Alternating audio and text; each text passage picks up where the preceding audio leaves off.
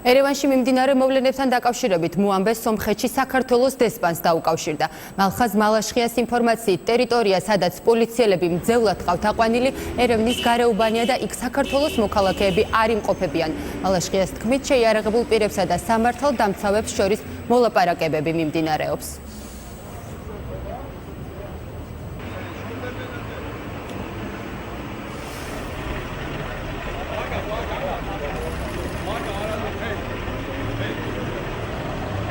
თავდასხმისას უკვე დაადასტურა ადგილობრივმა უშიშროების სამსახურმა, რომ მოკლულია ერთი პოლიციელი და დაჭრილია ორი პოლიციელი. თავდასხმის ძევლად ყავთ აყვანილი პოლიციელები ამ დანაყოფში და მთავრობისგან ითხოვენ პოლიციელების გამოშვების სანაცვლოდ 20 ივნისს დაკავებული ოპოზიციის ერთ-ერთი წარმომადგენლის ჟირაირ სეფულიანის და მისი თანამოაზრეების განთავისუფლებას ციხიდან.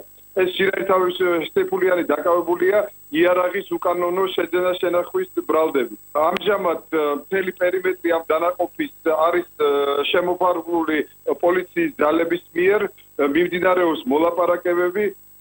პოლიციის მიერ ჩატარებული ღონისძიების შედეგად გათავისუფლებულია ორი მძევალი და მოლაპარაკებები გრძელდება. რაც შეეხება საკუთრივ ერევანში სიტუაცია არის სტაბილური, პანიკის ნიშნები არ შეიმჩნევა.